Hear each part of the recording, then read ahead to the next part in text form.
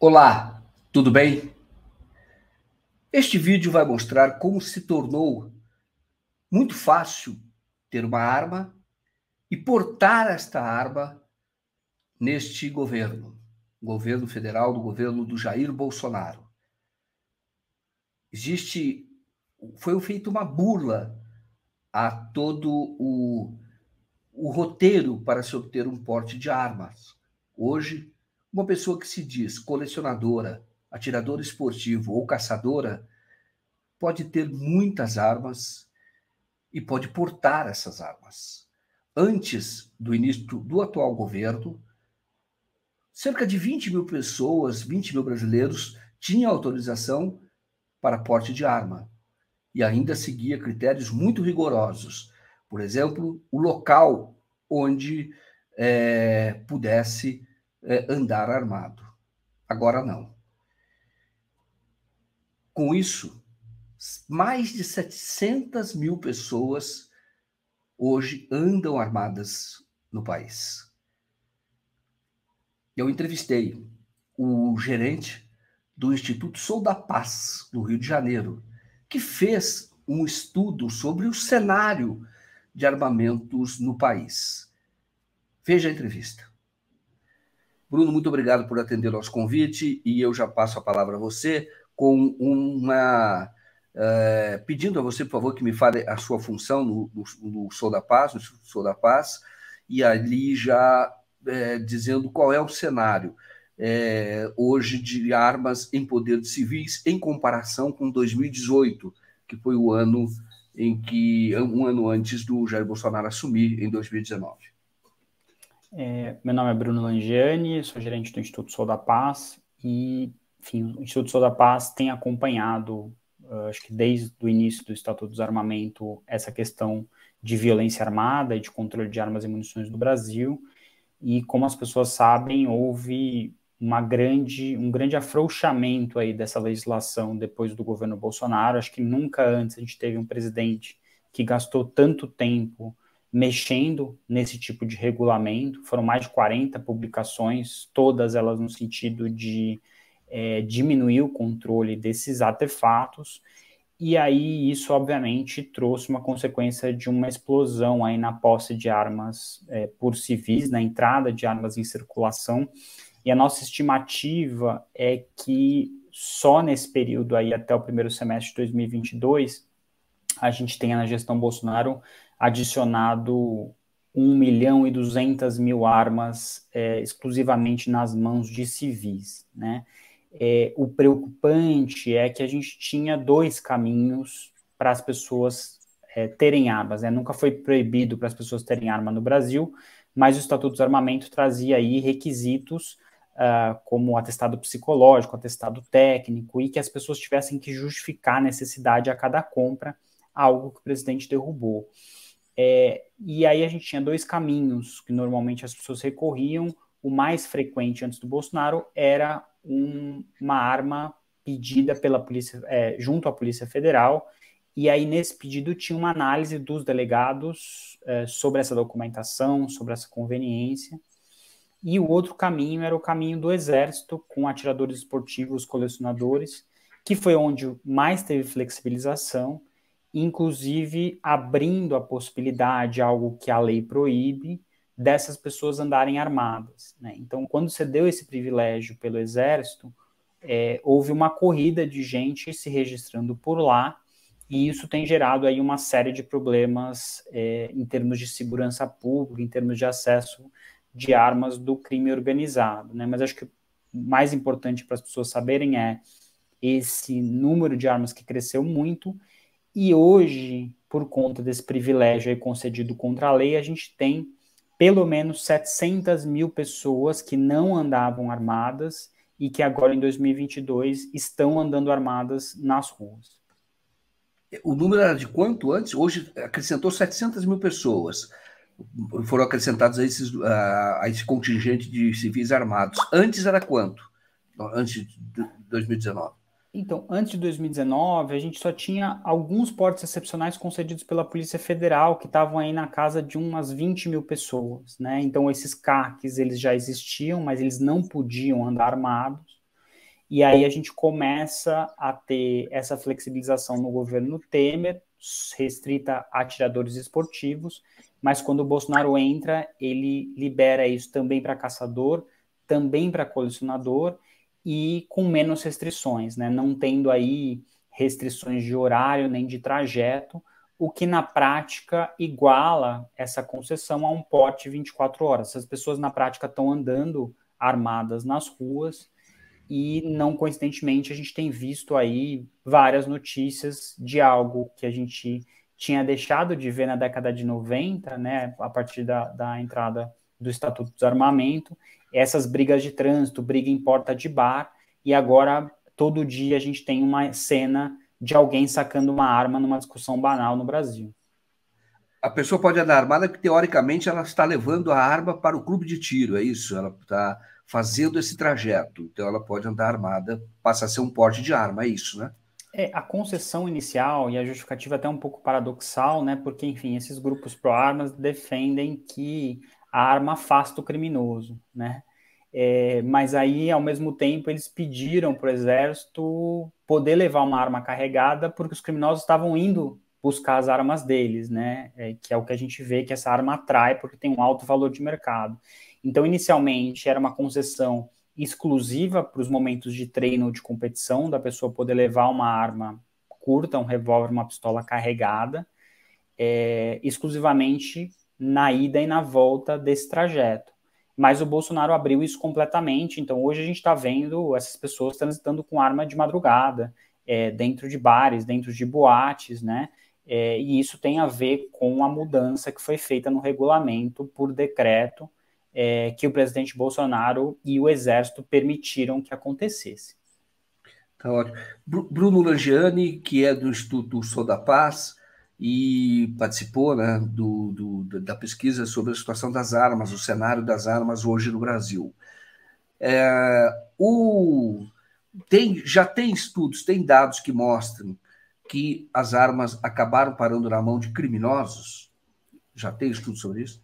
Sim, o Instituto Sou da Paz lançou uma pesquisa no primeiro semestre desse ano que chama Desvio Fatal, que olhou 10 anos de BOs, de furtos e roubos envolvendo armas de fogo de diversas categorias, né?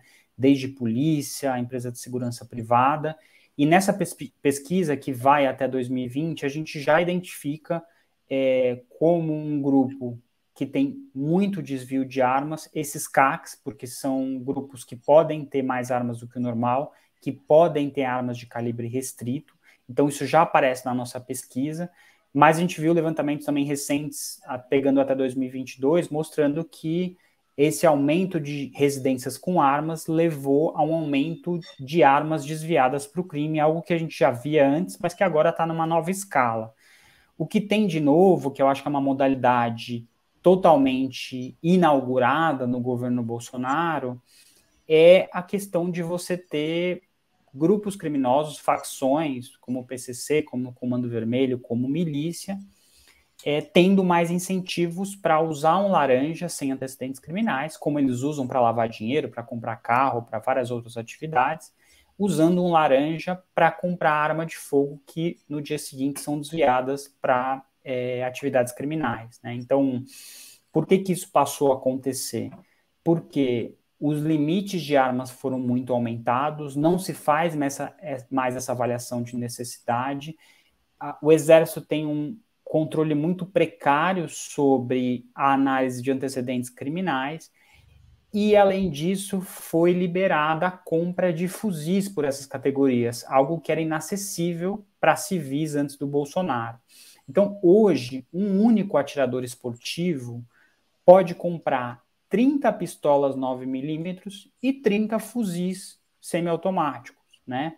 É uma quantidade de armas que é maior do que muitas companhias de polícia têm, do que muitas delegacias têm. Então, com essa abertura descontrolada, você tem um incentivo muito bom para o PCC, para essas facções entrarem, recrutarem alguém, comprarem essas armas, que muitas vezes antes tinha que vir do Paraguai, tinha que vir dos Estados Unidos, gastavam dinheiro em dólar para isso, tinham que corromper agentes, tinham que modificar carros para poder esconder essas armas e não ser pego pela polícia. Então, essas armas antes chegavam na mão do crime por 60 mil reais. Hoje, Bolsonaro e o Exército permitem que essa arma chegue, por intermédio de um laranja, por 16 mil reais, 18 mil reais. Então, é uma facilidade muito grande que, obviamente, está sendo explorada pelo crime organizado com muita maestria, né? A gente teve casos já graves envolvendo fornecimento para o Comando Vermelho, a gente teve casos em mais de um estado envolvendo o primeiro comando da capital e também milícia, né? Então, normalmente a gente tem aí os governos atuando para facilitar o trabalho da polícia e para dificultar o acesso do crime às armas, mas no Brasil a gente está com esse absurdo de um governo que facilita a vida das facções criminosas. E já está documentado, então, que tem armas, depois dessa flexibilização, armas compradas legalmente por laranjas que estão no crime, que estão tanto no setor PCC, Comando Vermelho e milícias. Isso já está documentado ou essa é uma possibilidade? Não, isso já está documentado. Quando as mudanças aconteceram em 2019, o Instituto Sou da Paz já avisou que essa hipótese era muito possível. E agora a gente tem, assim, só dos casos que saíram na imprensa, o Sou da Paz tem pelo menos 15 casos documentados aí em vários estados, né? A gente tem quadrilhas desse chamado Novo Cangaço, né? Dessas atividades que sequestram e aterrorizam cidades inteiras, e casos que a polícia já apreendeu armas e consegue rastrear e mostrar que isso foi comprado por um laranja do crime organizado, né? Falamos das armas, mas isso está acontecendo também para as munições, né? Eu falei sobre esse limite para os CACs, cada um deles pode comprar para cada arma de uso permitido 5 mil munições por ano e para armas de uso restrito 1.000 munições por ano, né? Então, você de fato aí barateou e democratizou o uso dessas armas mais poderosas na mão do crime depois dessas mudanças. Então, como eu disse, a gente tem aí mais de 15 casos documentados que já saíram na imprensa, mas isso é só o que saiu na imprensa, né? Tem muito mais coisa acontecendo e muito mais investigações sendo feitas pela polícia, que mostram esse canal muito claro de fornecimento de armas e munições para o crime. Já é possível, os estudos já mostram se houve qual foi o impacto de mais armas na mão dos civis nos índices de criminalidade? Já tem, porque se fala, por exemplo, quem é a favor do armamento fala que houve uma redução do número de homicídios. Existem dados sobre isso? Então, de fato, os homicídios estão em queda no Brasil desde antes do Bolsonaro entrar, por uma série de fatores, inclusive a questão de uma trégua da guerra entre facções criminais, de uma mudança etária da população e também a própria criação de um fundo de segurança pública tem liberado muito mais recursos para os estados contratarem policiais e promoverem políticas de segurança pública.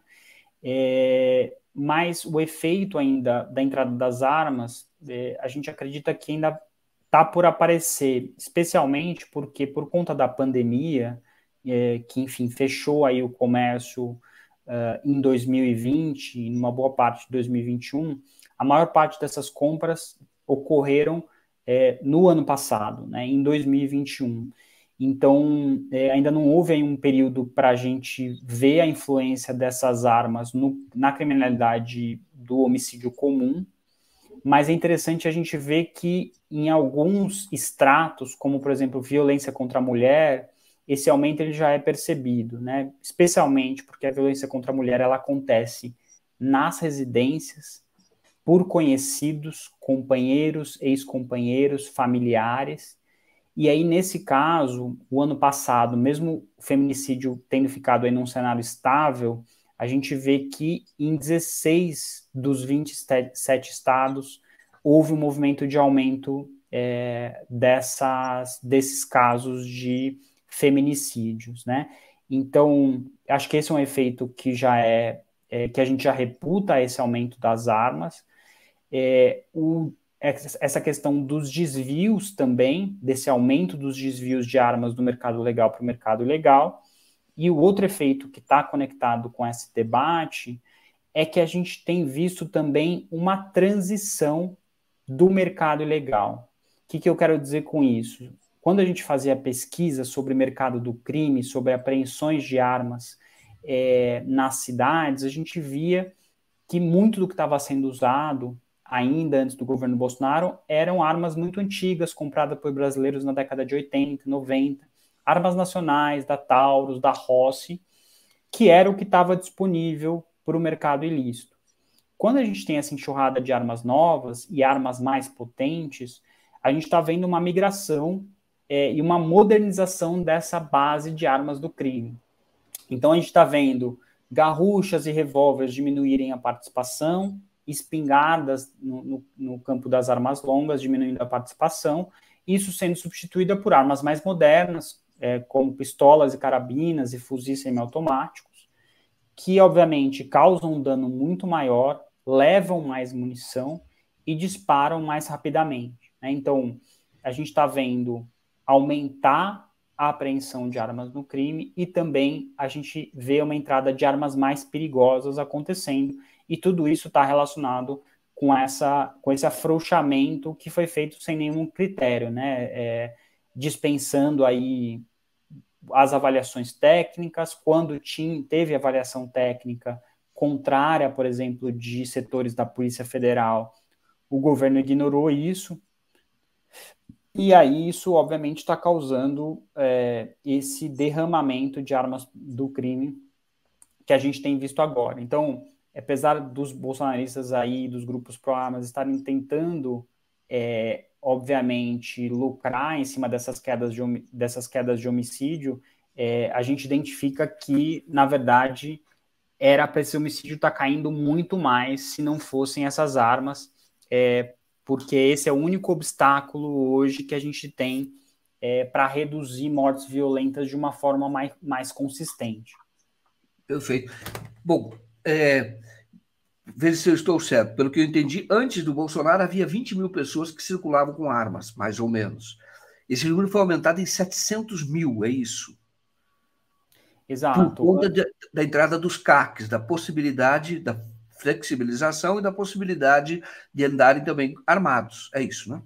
É isso. Antes, a possibilidade dos civis andarem armados era excepcional, então eles tinham que fazer uma justificativa nisso na Polícia Federal, que restringia bastante essas concessões, e essas concessões, quando ocorriam, elas tinham uma limitação territorial, né? Então, se uma pessoa mora em Recife, consegue esse porte, o delegado vai colocar esse porte eventualmente para a região metropolitana, ou no máximo nos limites do estado. Agora, com essa questão da flexibilização dos CACs, a gente teve uma migração violenta de gente se registrando lá no Exército, não porque querem competir no tiro, não porque querem fazer caça de espécies invasoras, ou porque querem colecionar armas. Essas pessoas estão indo para o Exército simplesmente para conseguirem esse porte que foi criado e também para acessarem armas mais potentes. Então, isso fez a gente ter essa distorção aí de um período muito curto de tempo, muita gente andando armada nas cidades e nas áreas rurais. E é tão fácil obter esse registro que é anunciado livremente na internet. Vídeos públicos. Estamos aqui no CACs Club em Montemor, clube de tiro aí bem bacana, que eu venho gravando os meus últimos vídeos. Aí aqui a gente está mostrando essa parte de trás deles, mas tem várias pistas de tiro aqui, vale a pena conferir. Bom, hoje aqui no clube de tiro CACs Club em Montemor, para você tirar o seu CR e se tornar CAC, R$ 2.250. Ah, mas o que eu preciso, que mais eu vou precisar além disso? Galera, isso aqui é o preço completo deles para você se tornar CAC. Então, tá incluso o CR, a filiação anual, de 1 ano, né, de filiação, todas as taxas e serviços já incluso, beleza? Então hoje, para você se tornar CAC, você vai gastar R$ 2.250. E esses são os preços atuais para você que quer se tornar CAC ou está pensando em entrar nesse mundo do tiro, beleza? Nossa, realmente é espantoso. Esse dado não tinha me atentado para esse dado. E hoje é mais fácil conseguir essa licença no Exército do que era, por exemplo, conseguir um porte de armas. Facilitou muito, e por quê? Facilitou porque você tem aí uma condição presumida na parte do Exército, e na Polícia Federal você teria que fazer uma justificativa e passar por uma análise de necessidade, né? Então, o delegado iria pedir aí circunstâncias de onde você mora, circunstâncias da sua atividade, e no Exército não. No Exército você apresentou a documentação, eles vão fazer uma checagem formal, e a gente sabe que essa checagem é bem mal feita. Inclusive a gente teve aí denúncias graves de membros do PCC com extensa ficha criminal que conseguiram o registro legalmente. Lembramos também que antes do Bolsonaro a gente já tinha, por exemplo, esse ex-policial Rony Lessa, que foi o homicida da Marielle e que tinha muitos inquéritos e era investigado em muitas frentes. Ele também tinha um CR no Exército de colecionador. Isso o ajudou a fazer as suas atividades de pistolagem e tráfico de armas. Então, a gente sabe que essa fiscalização do Exército é muito falha na concessão e, posteriormente, também é muito falha no monitoramento, né? Então, recentemente nós tivemos um caso de um CAC aqui em São Paulo que matou a ex-esposa e o filho à luz do dia, e era alguém que já tinha sido preso no Mato Grosso do Sul, cuja delegada, naquela época, já tinha pedido ao Exército a suspensão desse acesso às armas, e o Exército não foi atrás desse cidadão para recolher as armas depois dele já ter cometido vários crimes, né? Então, o pior de tudo, e que eu acho que a gente precisa alertar, é que a gente teve muito mais lojas, clubes de tiro, CACs registrados no Exército num curto espaço de tempo, e, em contrapartida, a gente esperaria que o governo aumentasse os recursos de fiscalização do Exército para essa atividade. Mas o que a gente viu pedindo informação pela Lei de Acesso à Informação é que a gente tem uma explosão no número de gente para ser fiscalizada e o orçamento caiu pela metade, né? Então, não tem como a gente não achar que isso é um projeto, né, do governo. O Exército, nesse caso, ele não é uma vítima das decisões do presidente, o Exército é cúmplice dessas decisões, o Exército tomou várias decisões por conta própria, editou portarias por conta própria, ele que também faz o seu pedido de orçamento e alocação do orçamento. Então, todo esse cenário de caos está sendo feito com conivência do Exército Brasileiro, e isso a gente precisa deixar muito claro, né? Porque em muitos casos a gente vê o Exército falando, não, a gente está só cumprindo ordem, a gente está só fazendo o que foi determinado pelo governo, mas todo esse cenário aí, em que a gente vê semanalmente um caso de fuzil na mão do crime organizado, que foi viabilizado por um CAC, isso é corresponsabilidade do Exército Brasileiro. O que está por trás disso, Bruno? Olha, inicialmente, a gente, enfim, achou que eram os motivos tradicionais, né? O Brasil tem uma indústria muito forte, que tem uma penetração forte no Exército, sempre houve muitos lobistas entrando e saindo do Exército, do Ministério da Defesa, muita gente que trabalha no Exército vai posteriormente trabalhar na indústria, então a gente tem esse fenômeno aí da porta giratória que faz com que a pressão para desregulamentar esse mercado seja muito alta. Mas eu acho que, para além disso, para além desses motivos tradicionais, não é uma liberação para dar arma para o cidadão se defender, porque essa possibilidade já existia. Não é uma liberação por questões de ideologia mais liberal. O que a gente tem visto, e eu acho que o maior exemplo é a reunião vazada, aquela reunião ministerial vazada posteriormente para a imprensa, onde o presidente muito claramente fala que quer armar apoiadores para constranger opositores políticos, né? Então, essa mesma cartilha que a gente viu sendo usada nos Estados Unidos, não só na história da contestação do resultado eleitoral pelos eleitores do Trump, mas no meio da pandemia, de você ter assembleias legislativas nos Estados Unidos sendo sequestradas, né, e pressionadas por cidadãos entrando nesses locais para ameaçar congressistas com arma na mão, para a gente fica muito claro que tem um projeto político mesmo de intimidação, né, de ter aí milícias políticas armadas que ajudem a pressionar opositores desse governo, né? Então, é uma situação muito ruim, porque isso, na verdade, ameaça a própria existência da democracia no Brasil, né? Uma coisa é as pessoas terem opinião diferente sobre arma de fogo, sobre pandemia, sobre combate à fome, e debaterem isso nos ambientes propícios, né? No parlamento, na opinião pública. Outra coisa é a gente ter grupos armados fazendo pressão e ameaça contra poderes legitimamente constituídos. Olha, como é fácil impor uma ditadura no Brasil, como é fácil. O povo está dentro de casa. Por isso que eu quero, ministro da Justiça e ministro da Defesa, que o povo se arme. Que é a garantia que não vai ter um filho da puta aparecer para impor uma ditadura aqui. Porque é fácil impor uma ditadura. Facílimo. Um bosta de um prefeito faz um bosta no decreto, algema e deixa todo mundo dentro de casa. Se tivesse armado, ia para a rua. E se eu fosse ditador, né, eu queria desarmar a população, como todos fizeram no passado, quando queriam, antes de impor a sua respectiva ditadura. Aí, que a demonstração nossa, eu peço ao Fernando e ao Moro, que por favor assinem essa portaria hoje, que eu quero dar um puta de um recado para esses bosta. Por que eu estou armando o povo? Porque eu não quero uma ditadura. E não dá para segurar mais.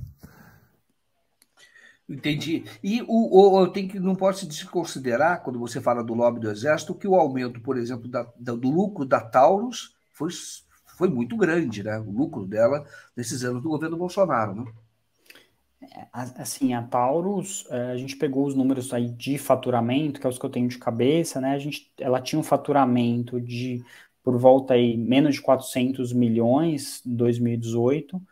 E no último ano fechado, que foi o ano passado, 2021, esse faturamento já estava em 1,2 bilhão,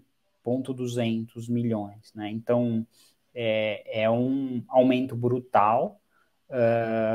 A gente teve também o valor das ações também subiram muito após a edição desses decretos. Tem muita gente ganhando um dinheiro pesado, e, em contrapartida, houve redução da contribuição, né, dos impostos que essas empresas pagam. Então, ainda que a gente saiba que o produto da Taurus, o produto da CBC, está diretamente responsável por 40 mil mortes no Brasil, por um sem número de internações que oneram o nosso sistema de saúde, na hora de pagar a conta, infelizmente, essas empresas não aparecem para contribuir, né? Então, os lucros ficam na mão de poucos, mas na hora do prejuízo, todos nós estamos pagando a conta da violência armada no Brasil.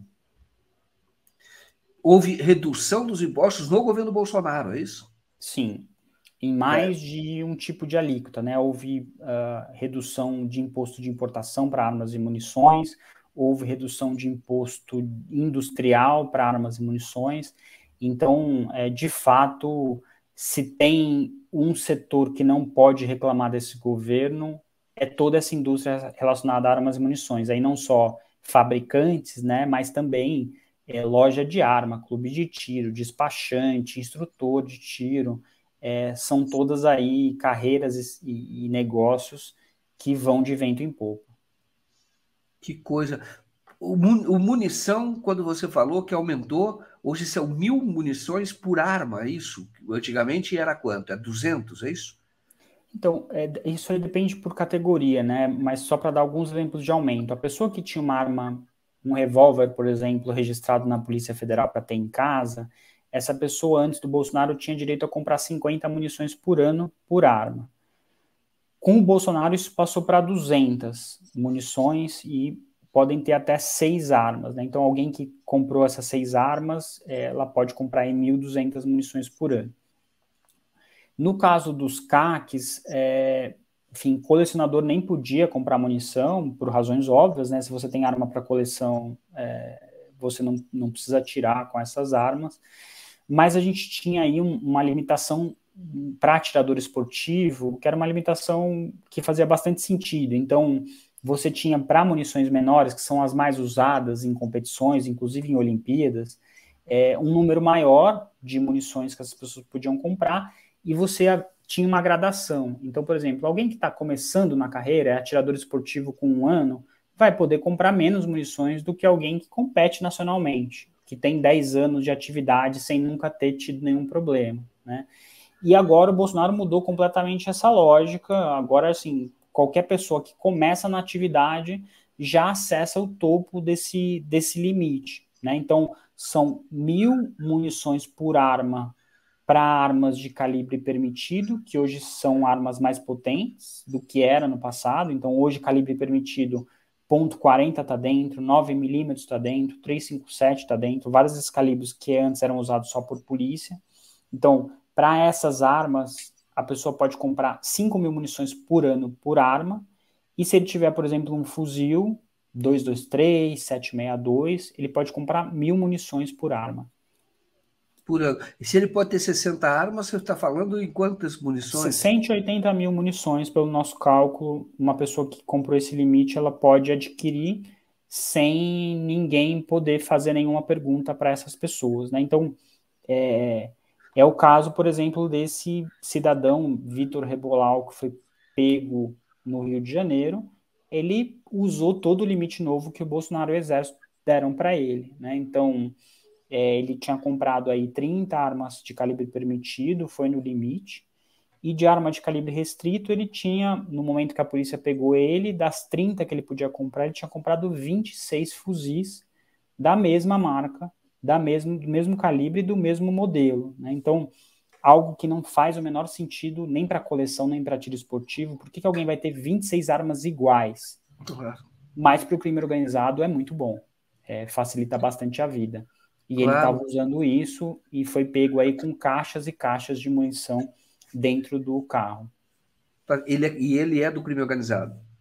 Ele é do crime organizado. Não tinha antecedentes criminais, por isso conseguiu facilmente o CR, mas nas interceptações telefônicas que a polícia fez, foi possível ver o quanto ele estava fornecendo para vários grupos do Rio de Janeiro. Milicianos, no caso? Nesse caso específico, eu acho que era só facção, era só Comando Vermelho, as comunidades que ele abastecia. Que coisa. Bom, muito boa entrevista, bem esclarecedora. Como é que você está vendo o julgamento pelo STF dos decretos? O julgamento do STF, na verdade, assim, a gente, desde o primeiro decreto, a gente já teve uma reação por parte do Congresso e por parte dos partidos políticos contestando no STF, porque claramente o presidente estava extrapolando aí o poder regulamentar e tentando mudar algumas coisas da lei usando o decreto, algo que é ilegal. Mas esses julgamentos demoraram muito para acontecer, né? A gente teve uma série de pedidos de vistas, o último deles feito pelo ministro indicado pelo Bolsonaro, Cássio Nunes, que já dura 1 ano, em que ele está sentado em cima desse julgamento. E a gente teve aí agora, mais próximo das eleições, por conta do aumento da violência política, o ministro Fachin tomando a decisão de conceder algumas liminares. Uma das razões para o ministro Fachin restringir ou suspender a eficácia de alguns desses decretos é a razão ou é o clima eleitoral. Um adversário de Lula que já proporcionou, participou de manifestações agressivas contra o ex-presidente já em 2018, quando ele fez uma carreata, ou ele fez uma viagem de alguns dias para o Rio Grande do Sul. E, na ocasião, houve ataques com pedras no ônibus que poderia criar acidentes muito graves. E também houve atentado a tiro.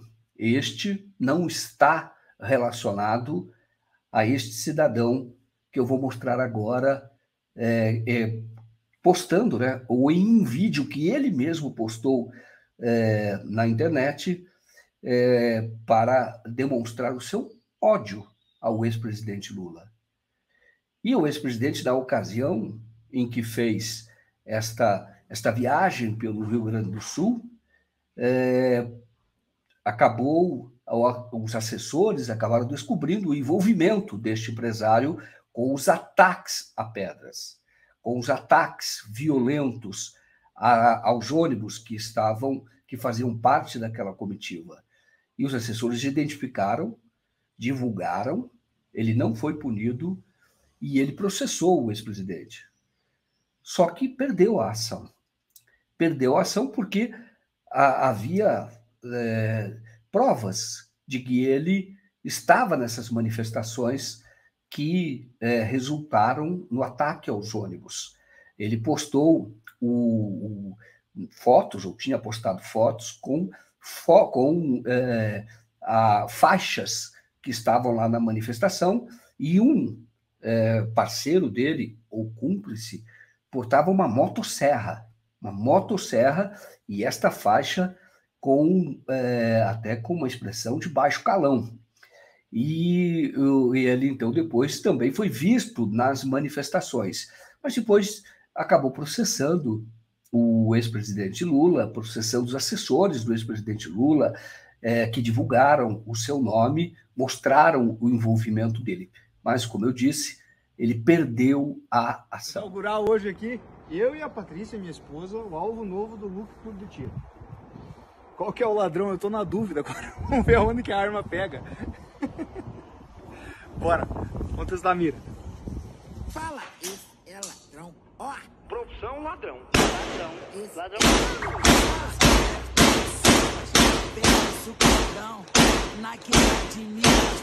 Esse é ladrão. Agora eu não sei qual que é o ladrão aqui, porque deu tiro em tudo que é lado. O ladrão é o de lá ou de cá? Ladrão. Bota aí nos comentários que eu não sei qual que é. Esse é ladrão. Esse é ladrão. Então ele proibiu essa questão de CACs comprando armas de calibre restrito, indicou também que esse limite de 60 armas para atirador esportivo, 30 armas para caçador, é um limite desproporcional, né? Então também há uma suspensão com relação a esses limites, com o problema que ele não indicou qual seria o limite adequado, né? Então ele diz para o Exército, olha, isso aqui não é razoável, e possivelmente aí incentiva uma revisão por parte desses atores, e também houve um indicativo com relação a essa tentativa de excluir um requisito para compra que está na lei, que é esse requisito de justificar a necessidade. Então, o ministro Fachin também, na decisão dele, diz que esse requisito, por estar na lei, ele não pode ser dispensado. Então, essas foram os três itens principais da decisão dele, e a gente já estava esperando, e eu acho que qualquer julgamento sobre esse tema, como as mudanças foram tão gritantes e tão não embasadas por análises técnicas, eu acho que o governo vai perder em todas. Nesse caso específico, a votação terminou 9-2 pela suspensão desses pontos que eu comentei, e os únicos votos a favor do governo foram os votos dos ministros que o Bolsonaro indicou. Então, Nunes Marques, que é importante a gente dizer que tem um interesse na causa, não só por ter sido indicado pelo Bolsonaro, mas ele mesmo já declarou que é CAC, ele tem registro de armas nessa categoria, e o ministro André Mendonça, que também foi o outro ministro que votou contra. Então, foi uma votação muito expressiva. A gente sabe que o Supremo se divide em vários assuntos, mas nesse assunto, essa votação aí mostra o quanto há clareza de que o governo extrapolou nessas medidas que foram tomadas sem nenhum debate, repito, né, feito na canetada a partir de decretos e portarias. Perfeito. Você não acha que o julgamento começou tarde demais? O que aconteceu? Quer dizer, já tem muita gente armada. As ações começaram a tramitar lá em março do ano passado, salvo engano. Enfim, a nossa avaliação é que isso demorou muito tempo, a gente teve pedidos de vistas muito demorados, e eu acho também que o governo foi muito bem sucedido na estratégia que eles fizeram de criar o que o próprio Ministério Público Federal chamou de caos jurídico, né? Então, quando você tem aí 17 decretos publicados, muitos deles publicados e revogados em 24 horas, alguns publicados depois divididos em 3 decretos, publicações feitas véspera de carnaval, no período noturno, Então, houve um interesse do governo em deixar a coisa muito bagunçada, né? Então, isso, obviamente, confunde as ações de resistência. Para o próprio processo das ações judiciais, fica difícil, porque em alguns casos você propôs uma ação com relação a um decreto, aí o governo revoga esse decreto tentando fazer com que essa ação morra, e aí é necessário aditar as peças. Então, eu acho que tem uma parte dessa demora que é culpa, sim, do Supremo, mas tem uma parte dessa demora que foi causada aí deliberadamente, na minha opinião, por uma ação de má fé do governo de tentar embaralhar e confundir as coisas, né? O problema é que essa confusão não é uma confusão que está colocada só no Supremo, né? Quando a gente desce para a vida real, quando a gente desce para o território, para as cidades, você imagine um delegado, um promotor, tendo que decidir se uma arma é de calibre restrito ou não é de calibre restrito, ou qual é a regra para compra de arma, num cenário em que a gente tem o governo publicando e revogando coisas enlouquecidamente, né? Então, a gente teve aí um trabalho que ficou muito mais difícil de ser feito nas cidades onde as coisas estão acontecendo, pelo simples fato que a gente queria o presidente agradando alguns setores especificamente. Em relação a clube de tiro, você tem dados sobre isso?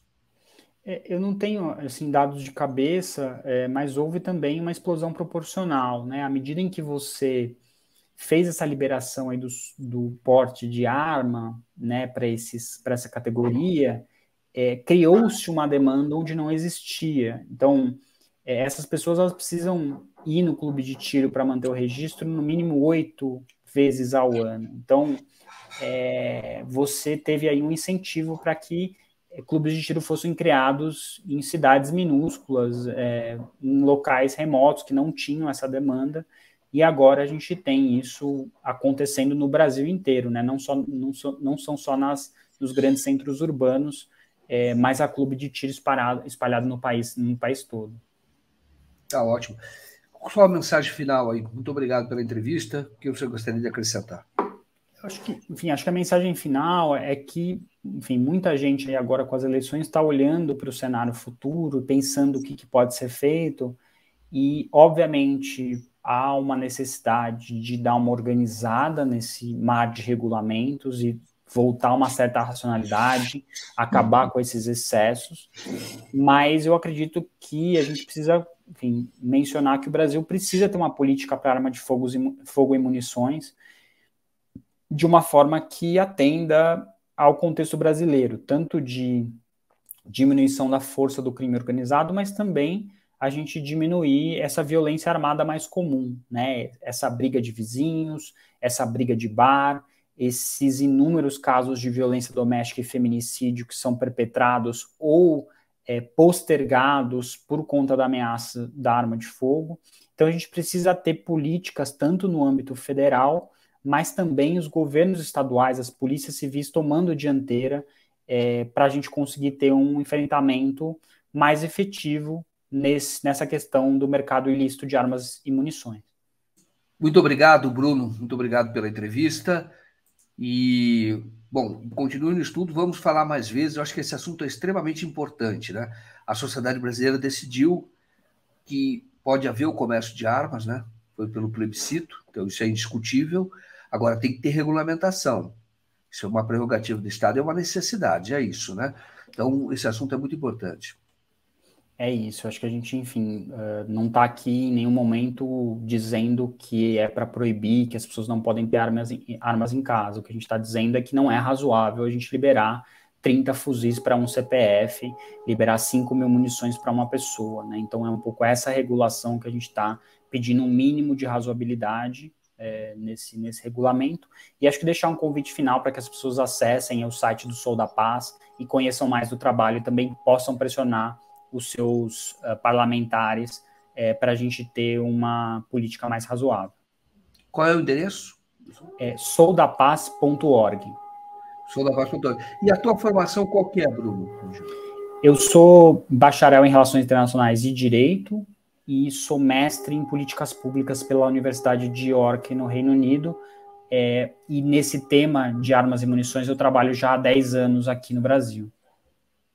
E você atua como consultor do Sou da Paz, é isso? No Sou da Paz eu estou como gerente do Instituto Sou da Paz e presto algumas consultorias para também outras organizações. Tá ótimo. Bruno, muito obrigado, bom dia para você. Bom dia, bom trabalho. Obrigado. Muito obrigado pela audiência. Eu peço a vocês que não se inscreveram, que se inscrevam na TV 247.